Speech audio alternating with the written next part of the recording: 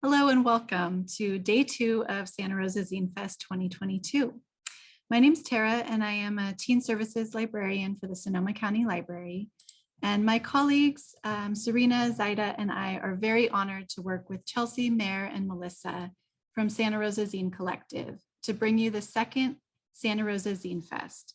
They are all brilliant artists and activists with an incredible vision for this event, and it's really been a joy to work with them to bring it to life. We hosted our first ever Zine Fest in 2020, all virtually. And we're very excited to be back and to be able to bring you a bigger, more exciting series of events. We have virtual events throughout the week and an outdoor in-person event on Saturday, March 26th at the Northwest Regional Library. So be sure to check out the full schedule and to register for other sessions at sonomalibrary.org/ZineFest 2022. Before we introduce our incredible presenter for today, I'd like to just go over a few details with you about how this session will work. So if you have questions, if you could please use the Q&A function on your screen to ask them, and we'll have some time at the end to address those questions. We would also love it if you could interact in the chat. We would love to have that engagement, respond to what Amanda's saying, emojis, all of that. We love to have that interaction. But if you ask questions in there, they might get a little bit lost in the chat. So use the Q&A function.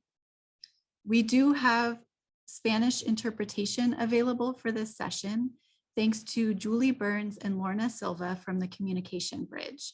This can be accessed by clicking Interpretation on the lower right corner of your screen and selecting either English or Spanish. Para la gente que está atendiendo esta sesión, si quieren accesar esta sesión en español, por favor, clique en su pantalla, interpretación y seleccione español. Gracias. Thank you. And the session will be recorded in both English and Spanish and posted to YouTube within the next few days. So I'm now very happy to turn things over to Melissa from the Santa Rosa Zine Collective to introduce our amazing presenter for today. Thank you. Thank you so much for that, Tara. It is my honor and pleasure to be able to introduce our next presenter, Amanda Ayala. Amanda is a multidisciplinary Xicana Indigenous artist who paints with watercolor, gouache, and acrylics. She binds multimedia art books and has a community art creation practice. She loves finding spaces online and in person to think and create with people. She loves keeping watercolors and other art supplies in her bolsa to make art on the go and with those around her. Today, she's going to share a little bit about how she creates her multimedia art books, folding techniques for mini zines, how to use block printing, sharing about artist liberation and why she finds that incredibly important, and how her Indigenous work has impacted her art making process. We are so thrilled to have her back again this year. Thank you so much for joining us, Amanda. Oh, it's so good to be here. Thanks so much, Melissa. And I guess first off, I just want to say thank you to the Santa Rosa Zine Collective and the Sonoma County Library for making this happen. It's definitely something that I've been looking forward to, and I want to thank everyone who's attending today as well. It looks like we have 26 people so far. So woo, for all the people who are here. And I hope that you feel good today, and even if you don't, maybe this will brighten your day a bit. I also want to appreciate Julie Burns and Lorna Silva for doing the interpretation work, which is very important work. I want to acknowledge that it's a very creative type of work, and it's a very necessary work that we need in our world. So thank you for doing that, Julie and Lorna. And I guess I just want to say that language gives us a picture from a certain perspective, and sometimes things in one language can't necessarily be interpreted into another language. And so I want to share that. And I have a timer here that I have on my phone, and you'll hear it go off. It's a little whistling song, and it's going to go off every 20 minutes so that we can take a minute pause for silence, so that anyone who is either doing interpretation in the channel or anyone who is doing interpretation inside their head can have a break from that work and get to have like a mind rest. So let me tell you a little bit about myself. I'm an artist. I'm born and raised in Santa Rosa, California, and I have ancestry from different parts of Mexico, the state of Sonora, Jalisco, and Michoacan. And I think that that's something that I want to acknowledge, because I want to acknowledge the impact that my ancestors have had on me and my work. And that continuously comes up for me. I have a strong link with my parents and my older sister, and they have been very, very supportive of me in my art making process my whole life. And so just want to shout out to my family for supporting me, and for you all to know that we don't make art in isolation. We're completely connected all of the time to many people and objects and our tools. And so just want to acknowledge that connection that I have with my family and people in my community that have supported me in my art making. My mother is really good at making friends and being involved in the community, and connecting with people like in a way that has really influenced me throughout my life. And my father is a really amazing creator. So he knows how to build things and fix things, and he knows a lot of how to work with plants. And I feel like both of them have really supported me in being a creator because of the way that they model connection and creativity. So I've always been creative. I think that one of the things that would like really excite me when I was little was like having art supplies around. And I remember we had a neighbor that was really into making art. And so it was something that like I would get so excited about. I'm going to share a little bit. This is definitely going to be like a show and tell kind of webinar, just because I can't see you. I know you're there. I can see your names, but I can't see your beautiful faces or hear your voices. So maybe first off, what we can do is everyone maybe could just put your name in the chat. So there's an option. I think that there's an option to use the chat, right? Maybe there isn't. Or you could use the Q&A section too. But I think that there's a chat option. So if you could chat, yeah, there is. Your name, there we go. Yep, I can see it. Okay. Your name and where you're at right now. That would be great, just so that I can feel you there. And I'll keep an eye out for that. So yeah, I was talking a little bit about my art making process, but I guess where I want to start. Okay, Serena and Rosalind, Sochi and Sebastopol. Hey, Sochi. Oh, okay. Oh, look at Zaida. Oh, hey, Zaida. Okay. Stephanie, Danny in Santa Rosa. Yeah, Tara in Renner Park. Lulu. Hey, Lulu in Sacramento. Joy in Sebastopol. Kat from Mendocino County. Cool. Thanks so much for coming. I think Chelsea in Santa Rosa. Great. I love that on Zoom we can connect like from far away. Myra Crane, great to have you here, Myra. Thanks for coming.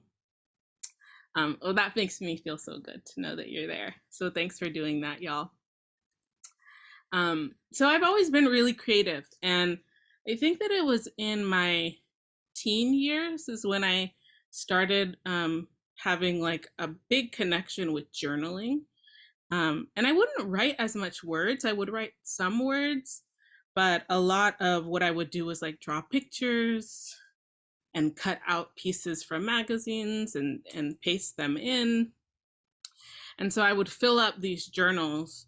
And it was really helpful for me, like when I was going through hard times. And so that process has kind of followed me throughout my life of journaling. So I wanted to show you, to start off, this workshop is called Binding, Printing, and Connecting, a Xicana Indigenous perspective, because I'm talking about it from my perspective. Oh, hey, Rosalie, great to see you. So I wanted to start off with a little bit of my connection to binding, and it starts with my connection to filling up journals and sketchbooks. And I think during the pandemic, I got really into making my own sketchbooks. And one of the things that kind of brought me to that was that I would have this really cool paper that I had gotten gifted and different types of papers. And I thought, I want to make a sketchbook with my paper. I want to see if I could do that. And so I found this really cool company called Peg and Awe. And I'll put their link in the chat so that you can see what they do. But they have a book binding video that I found online, and it was how to stitch together a book. So I'm going to put that in the chat now so that you can have it. And here it is. I want to share with you the things, like the resources that I use to do the work that I do. So you have that in the chat. You can look at that now or later. It's a longer video, but it goes into detail about how to stitch a coverless journal. So I'll show you my first one. I made it at the beginning of the pandemic. Is this one right here. This is the sketchbook that I made. And it has this type of stitching. I don't really know what it's called, but it probably says in the video. It took a little bit of time to make, but I really liked the process. And so over time, I filled this up, and then, I filled this up, and I wanted to make another one and another one. And so I'll show you, I want to show you some of the books that I've found, just because the hope with this video is that everyone kind of gets a little bit interested in making, your own art. So let me show you another one. This one I really like because it has 2 different types of paper. And it has like black paper and white paper. Let's see. Looks like there's something in the chat, but I'm just going to ignore it unless someone mutes and tells me otherwise. So there's these ways that we can, make our own materials, make things by hand ourselves. And I think that there's something in that for me that's very satisfying, And so, yeah, that's a couple of those types of bound books that I've made before. And I guess I want to talk a little bit about something that's really important to me, and it's something that I call artist liberation. So I believe, this is something that I believe, is that every single person is an artist. Every single person is creative and brilliant. And anytime we feel like we're not, there's probably something that has happened in our past that has been hurtful. It might be from another person. It might be like a systematic oppression that came down on us, that made it so that we don't feel either like we're good enough or that we're creative enough. Or one thing that can happen with artists is that there's a lot of comparing and competition that's like encouraged. And I'm not into it. I'm not into the comparing and competing. It gives me like scared or something. So I guess I just want to share that, is that you are creative, and you've always been creative, and anything that's gotten in the way of that is likely because something you've been hurt in some kind of way. So I'll just leave that there. I want to go back to the books because I think that you'll like them. I'll show you, I have here like a whole stack of them that I want to share. And so you saw the ones that were stitched together, which are fun. I also, I've gotten gifts that are, books and sketchbooks that you buy, that I didn't make. This is like made by a machine and some really hard workers, probably in a factory, and people who had to drive it somewhere for me to have it. And so I like to use stickers to like cover my sketchbook. Let me see, here's another one that I have, and these are all like chock full of like drawings and paintings and things that maybe questions that I have, ideas that pop up. And so I'm a big fan of the journals. I have this really big one that my sister gave me, and then I painted a what do they call that? A self-portrait on. So I'm going to show you that one. It's really, really big.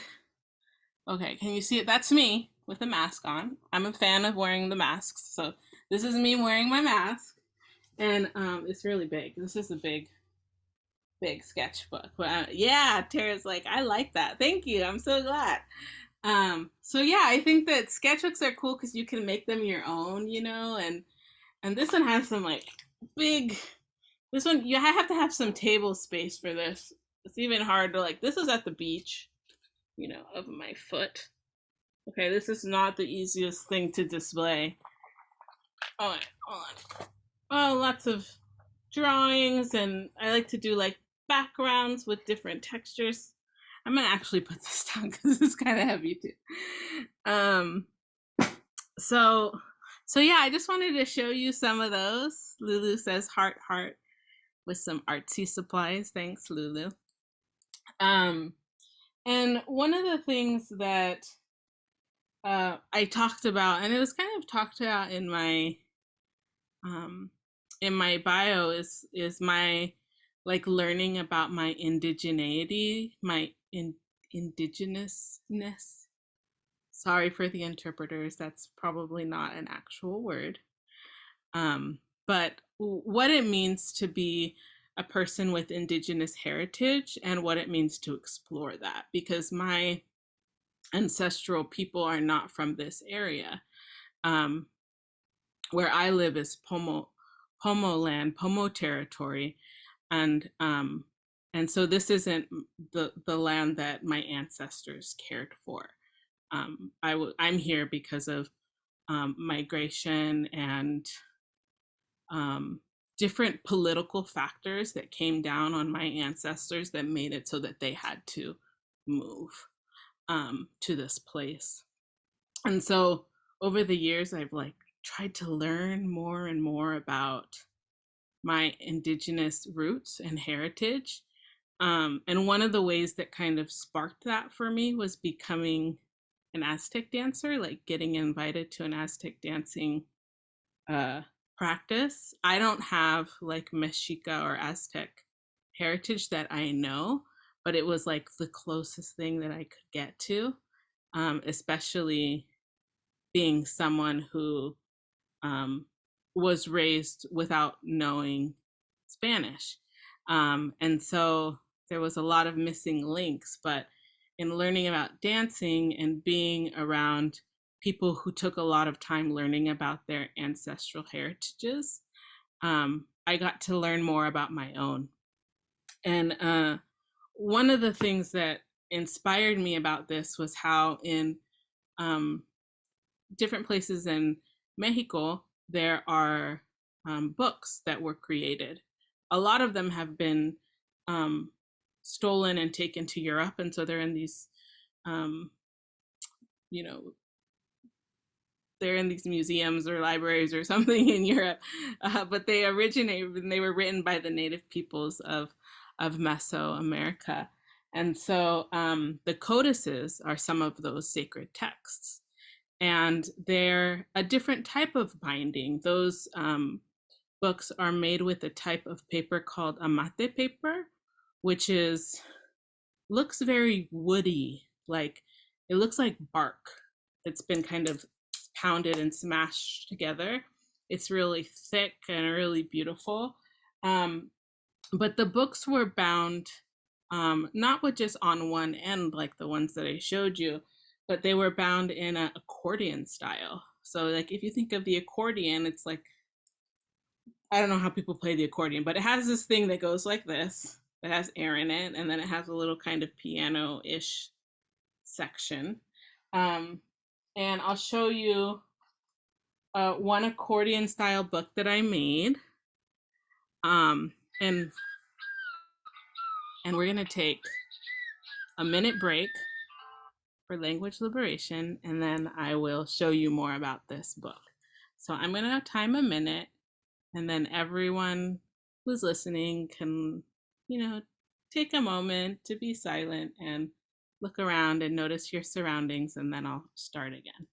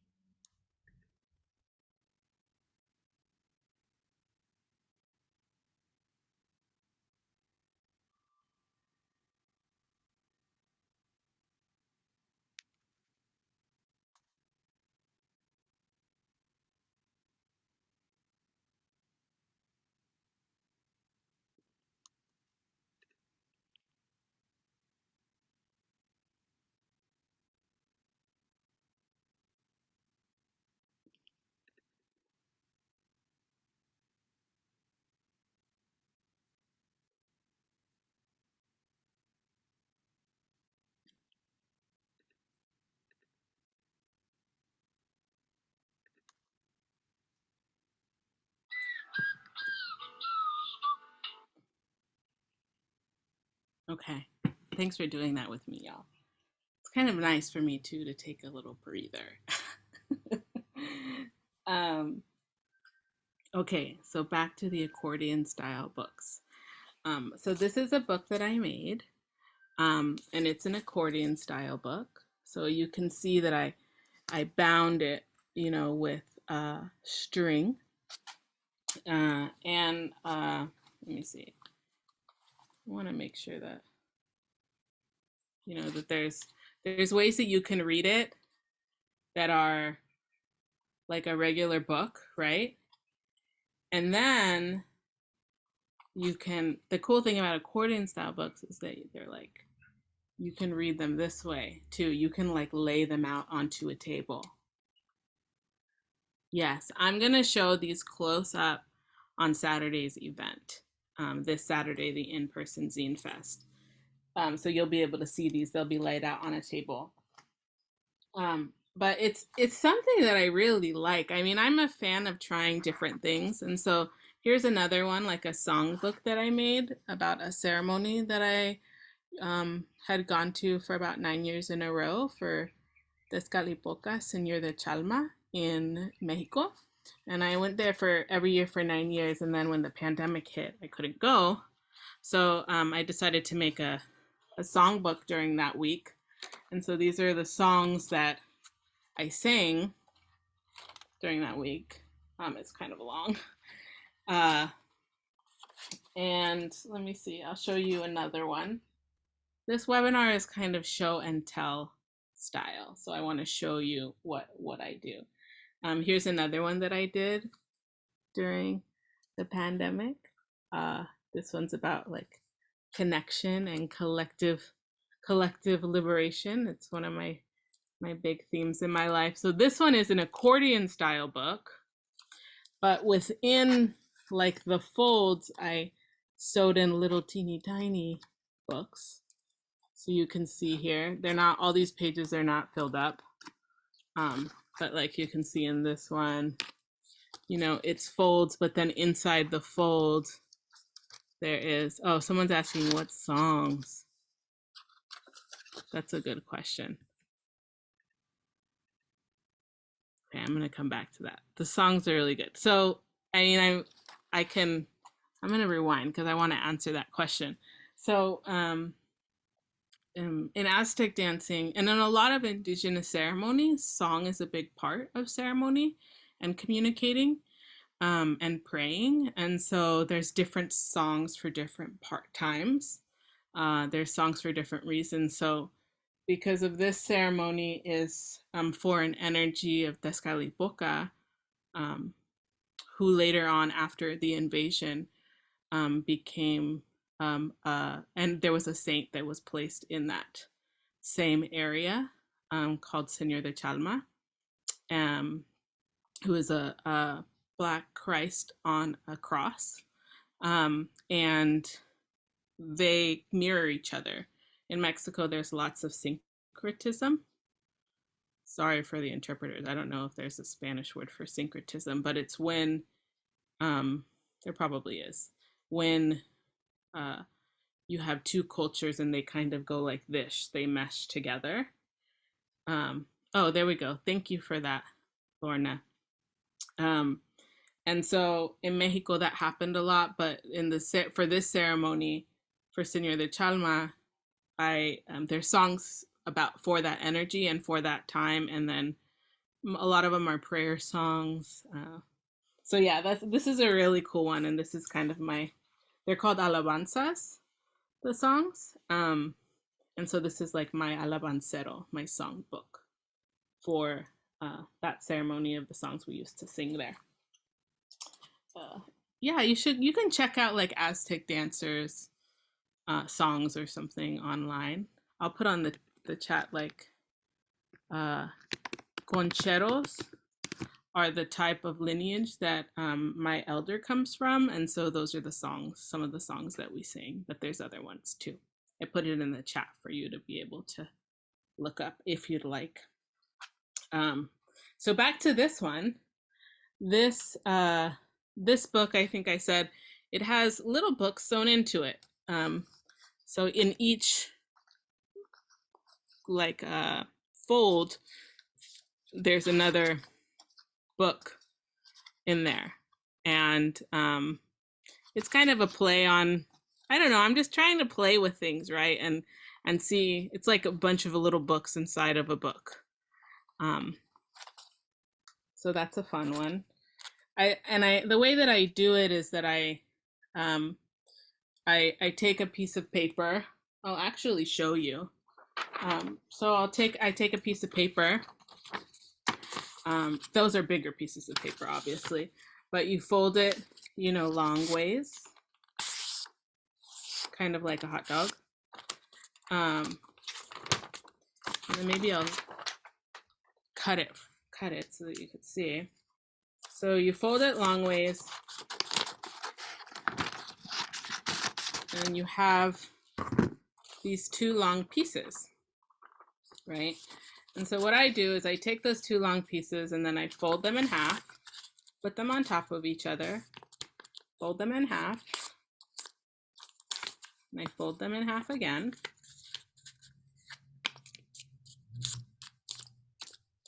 So now you have these two pieces that are folded in 4 portions each. Can you see that? Okay. So how are we going to stick it together? Well, one of the ways that I do it is that I take 2 of these and I take string and I sew it along the edge. So that's why, like on here, you can see the string of where I sewed them. But if you don't have that, that's fine. What you can do is that you can take some glue, like some Elmer's glue or any kind of glue. This is bookmaking glue. And then you take a little bit of that glue and you put it on one of the ends.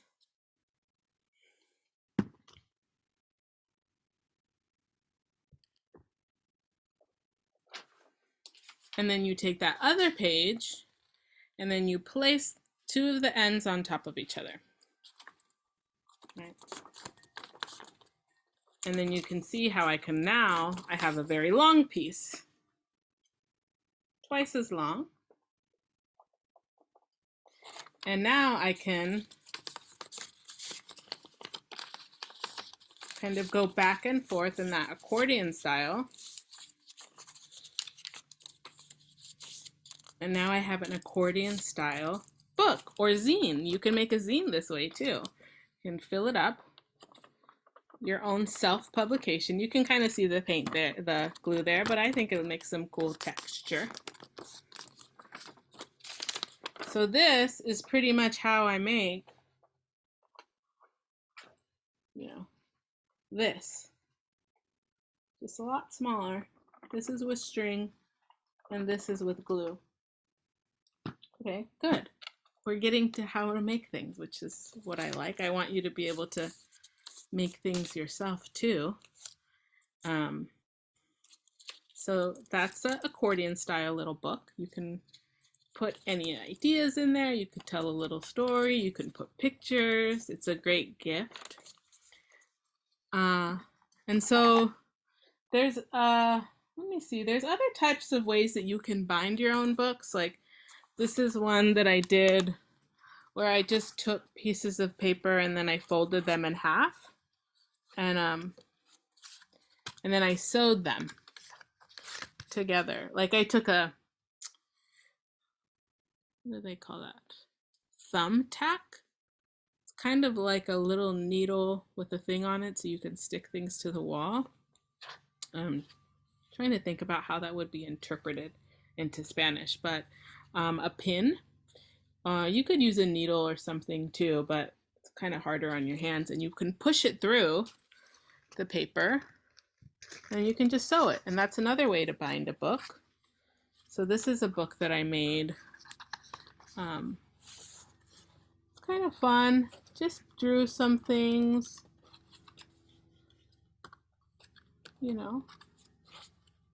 Oh, there's a Señor de Chalma, Tezcatlipoca, what I was talking about before. I'm really into the moon, so here's some moon drawing.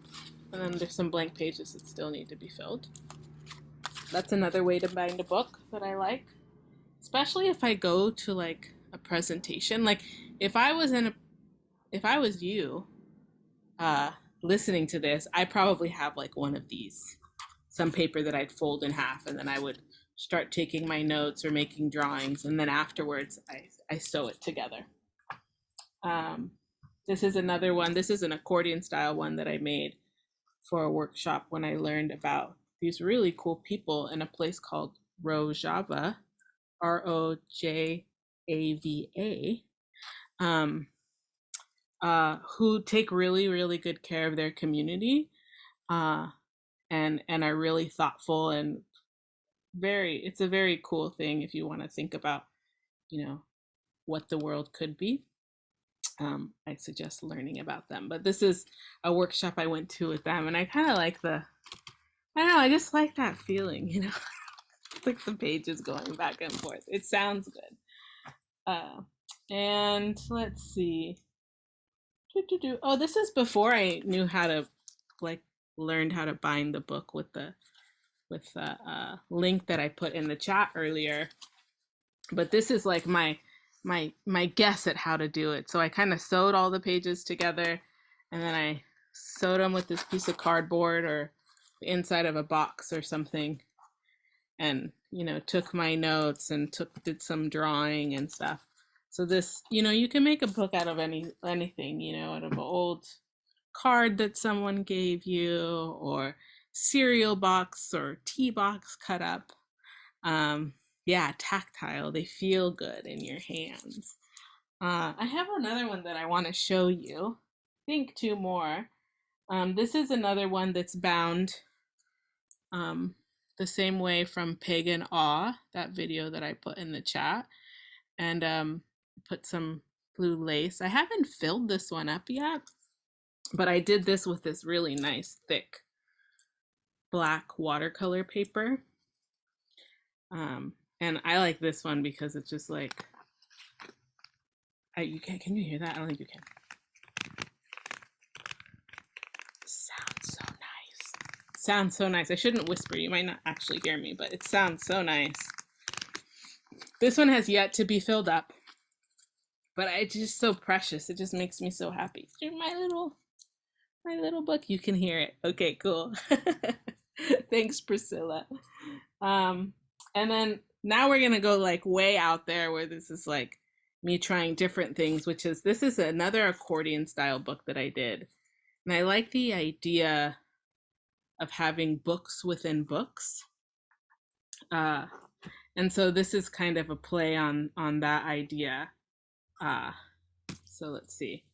So this one is like, you know, the accordion style book that you saw from before. And this one I made pockets, and I pull these little strings.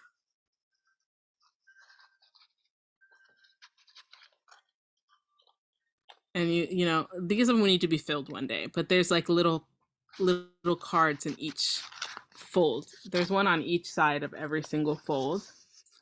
And then also on the back side. So you can see there's these little cards. I know, mind blowing, right? It took a lot of time. I'm glad you like them. But this one's really thick. It's so thick that it doesn't actually like stay. It's kind of like a pillow. I could sleep on this. Yeah. I'm so glad you like it. So great. I got to show you some of the books and journals that I really, really love. Let me see. We have about 21 minutes left. We have 5 minutes until our language liberation minute. Okay, I'm going to show you a couple more of these like binding idea, and then I want to show you how to make an 8-page zine. So I've been pretty busy. Not busy. I've been using the pandemic time, and luckily I get to be at home, and I've been making a lot of art. And so this is another project that I made where I had this vine coming through my window, and it was so beautiful. And so I wanted to draw a picture of it and me. You can see the vine there. And then I made it into, I drew it on a piece of like a full piece of paper, right? And then another half paper on top of it. So it's like a book that I made. And I don't remember what this says. Oh, this is a really good one. This one talks about how you are completely connected, and how plants communicate with us, and how we get to listen and be connected. So that's a fun one. So I got excited with this idea of sewing pages together and not making a whole book, but making something that kind of feels that way. So here's another one that I did. I had this dream about a blue snake. And so I decided to make some art around that and communication. So here's, you know, a mouth with a spiral and some word symbols coming out. It was springtime, actually, 2 years ago. And then I sewed this piece on, you know, there are some flowers from our backyard.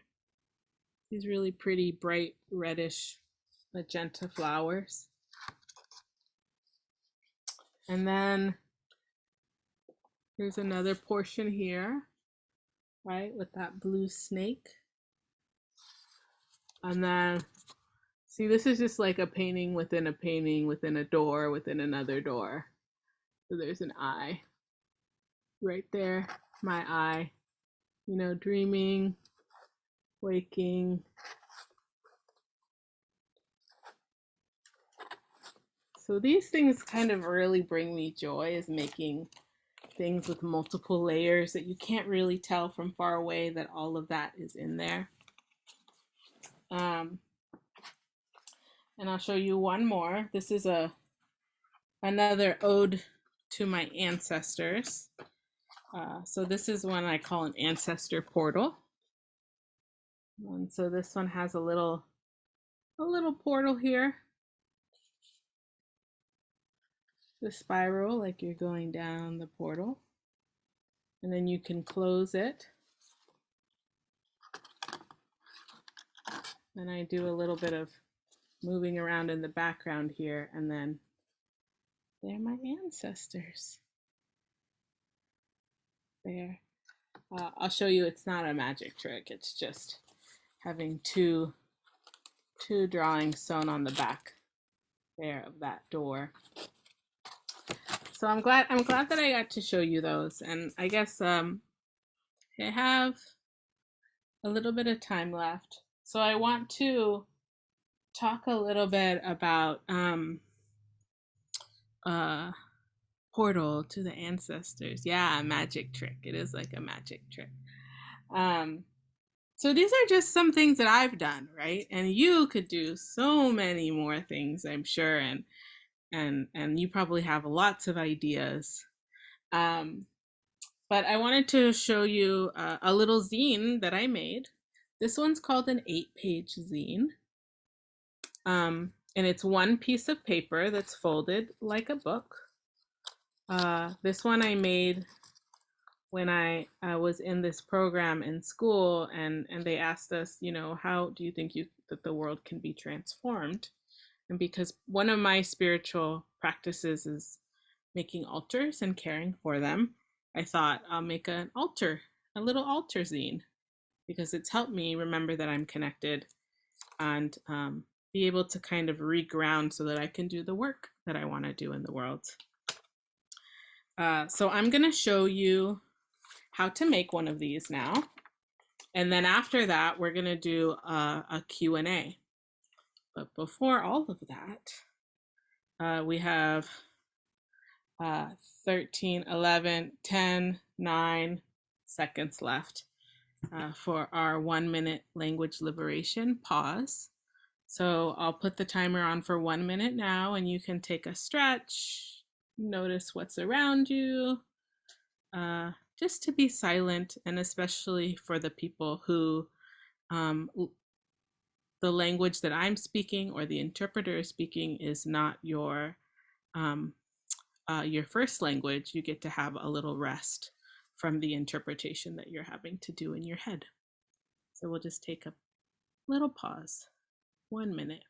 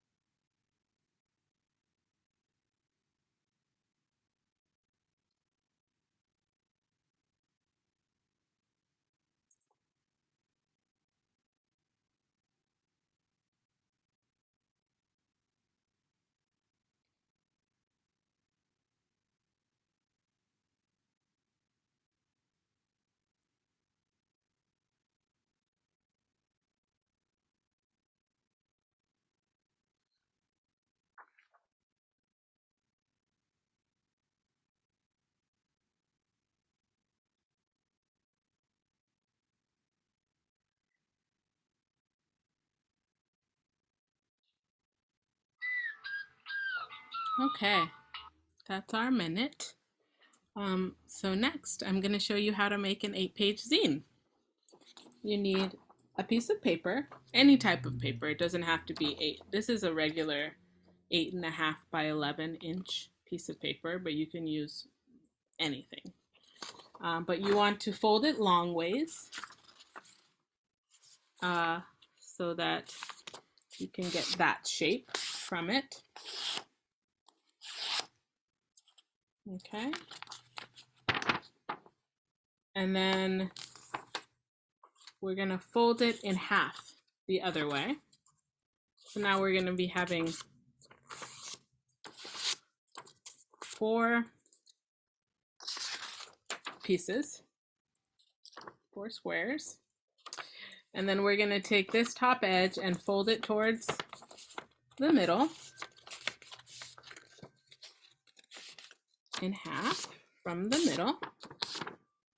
And then we're going to take the other side, fold it,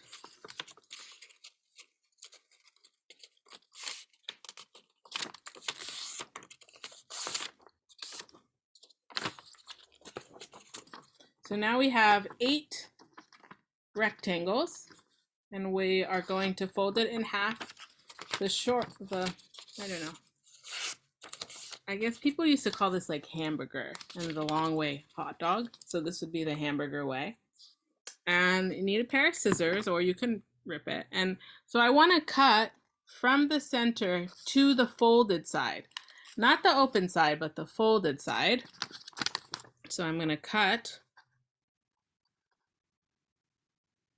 right there. And so now I have 8 sections, and then I have this little mouth. If I actually fold it hot dog way, kind of looks like it can be talking. So we'll fold it that way, actually, a long way.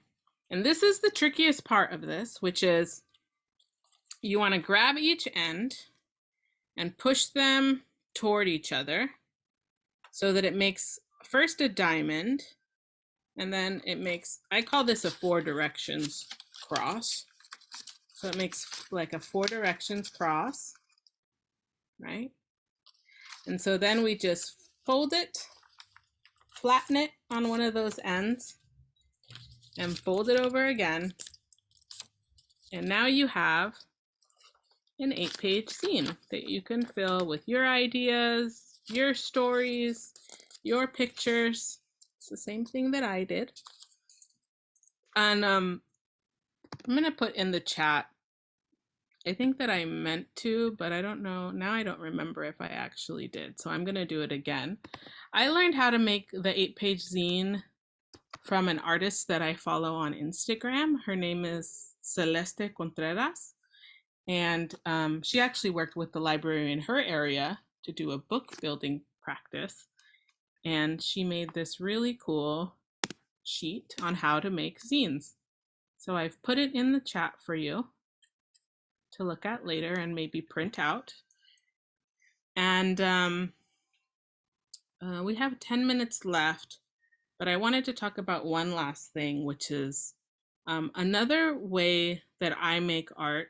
I mean, I do a lot of different things. I think I said I love watercolors. I've been painting on fabric recently. Kind of like to dabble in lots of different ways of making art. But another way that I make art is by doing printmaking. So I'll show you that I take this soft printmaking material. Some people call it line of cut, but this is a little bit softer. And it's kind of squishy. I think this piece was $1.56 at Riley Street, the art store in Santa Rosa that I love. And I draw an image on there. And then I have a carving tool, that has different pieces that I can put on the top. And then I carve out this soft kind of spongy material to make designs that I later take some ink, roll it on this roller, roll the roller onto the stamp, and make prints. So I wanted to just show you some of these that I've done. This is a corn.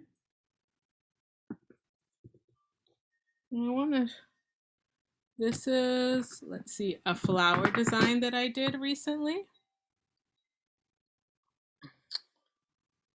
And I wanted to talk about this because we're gonna have a really cool presentation after this workshop. Andrew Meekum from the North Bay Letterpress Arts in Sebastopol is going to show us about a little bit about the history of printmaking.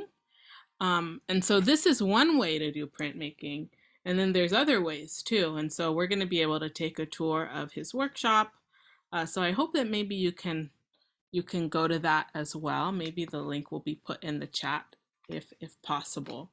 But that's another way that I've made some art, and I'll show you like the corn.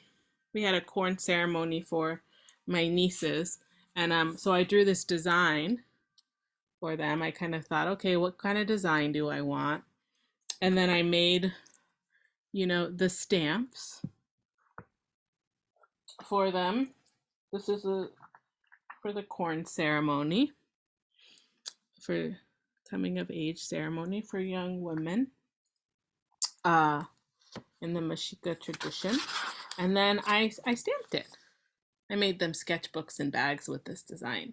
I really like it. So hopefully if this interests you, this printmaking process, you can join the next Zoom meeting and get to learn a little bit more about different type of history from that and see the really cool machinery that they have, the presses that they have to make the prints. So we have about 7 minutes left. And I wanted to give a chance for folks, if anyone has a question, please let me know. I see 2 questions in the chat. Okay, looks like Melissa might come on. There you are, Melissa. Hey. Hi, hello. I was just basking in your presentation. Oh, good.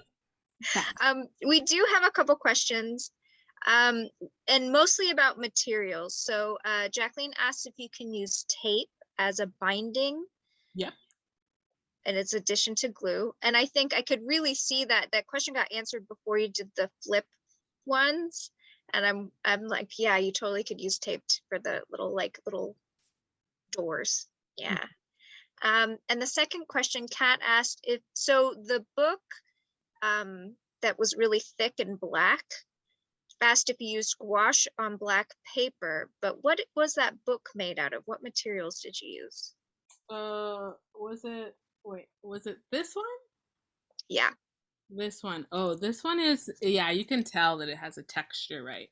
So this is watercolor paper that I got at Riley Street, which is a bookstore in Santa Rosa.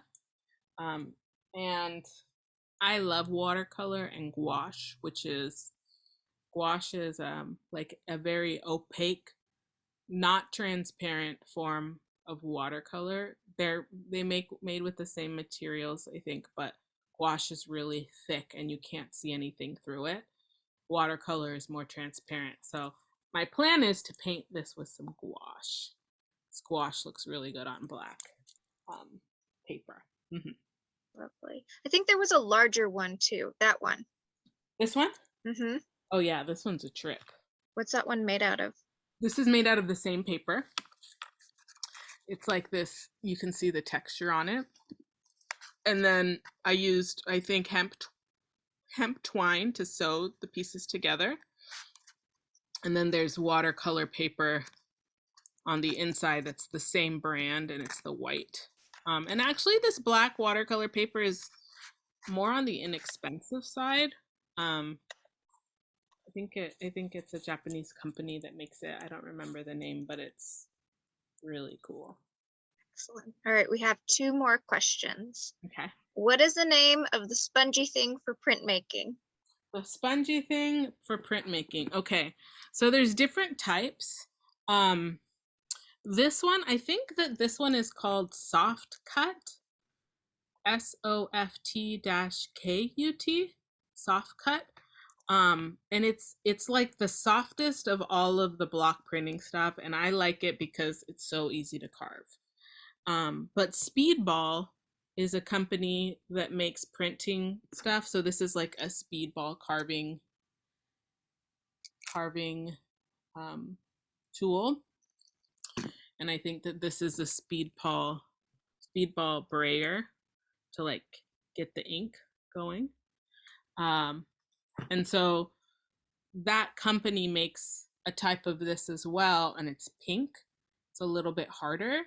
But then you can get different ones that are like on a piece of wood. So it's like an actual stamp, or there's different colors and different hardnesses. So it's like your preference. I would say if you're local in Santa Rosa, go to Riley Street art store and check out ask them about the printmaking, and you could say like, I saw this person and she makes these stamps and carves them. What is that? And they're really good. They'll show you the way. But you can also look online at block printing supplies and you'll see some of these same materials come up.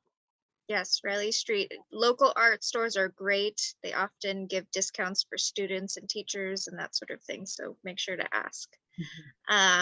Okay, we have another question. Okay. Are there any books about Aztec design? Oh, there's plenty. I think that there's one called Aztec Designs. And that's let me see if I can find it here. Okay, I'm gonna screen share for you all so you can see what I'm looking at. But one of the first books that when I became an Aztec dancer, one of the first books that we used, my elder had us using, let's see, can you see this? There we go. Is this one, The Designs Motifs of Ancient Mexico. So this one isn't just Aztec, it's different designs from different places. Also, this is a really cool book for designs. I think it's called Aztec Designs. Yeah, that's it. It's called Aztec Designs. And it has line drawings of images. And I had like this and this. So yeah, you can look them up. And I would say too, it's really cool when you get to research about your ancestry. And so I would say check out your ancestors too. And that might be the person who asked, that might be your ancestors. But for everyone else, sometimes it can feel like, oh, like that's from like a culture and I want to learn about that culture, which is cool, but it's also really cool to learn about your own culture. And I think that every single human on the earth is an indigenous to a certain place. And if you go back far enough, you can find your people who were really connected to the land and to the elements, and learn about those stories and those glyphs and those ancient pictures and stuff. And so that's something I encourage. Thank you so much for joining us today, Amanda. Your books are amazing. And I mean, even though I know you and I've seen your work, you're always sharing something new and exciting. And just so that all our virtual attendees know, Amanda will be at our in-person event on Saturday. So if you have more questions or just want to see more of her work, she will have a table and we'll be excited to talk to you. So thank you so much again, Amanda. I think it's time for us to wrap up and pass it on back to Tara to tell us more about the rest of the events. Great. I'll say one thing too before Tara, is that I put in the chat my link to my Instagram. So you're welcome to look me up, send me a message there, and just see all the other art that I've been making. And if you want to communicate at all, that's a great way. So it's Instagram, and you can look me up with Xicana Olin, XICANAOLLIN. Thanks. Thank you so much, Amanda. It was wonderful to have you back to Zine Fest again. Love seeing all your work and excited to see it in person as well. So hope everyone can join us on Saturday at the Northwest Regional Library. And we have another really exciting event that Amanda mentioned this evening with Andrew Meekum from North Bay Letterpress Arts in Sebastopol. So that's going to start at 6 o'clock. So you have time to take a little break. Here again is that Zoom link. If you're not already registered, go ahead and copy and paste that link so that you can join us at 6 o'clock. It should be really super, super cool. Thursday, we have a little break in our events. And then on Friday, we'll be back with a presentation by Luis Blackaller that will be in Spanish about zines as a DIY publication. Which should be really amazing. And then we have a zine social later that evening on Friday. And then of course, all of this will culminate with a wonderful celebration in person outdoors at the Northwest Library on Saturday. So thank you all so much for coming, and a huge thank you to Julie and Lorna, our amazing interpreters. We're very impressed. It's such a hard job and you did an amazing, amazing job of it. Thank you everyone, and hope to see you at 6.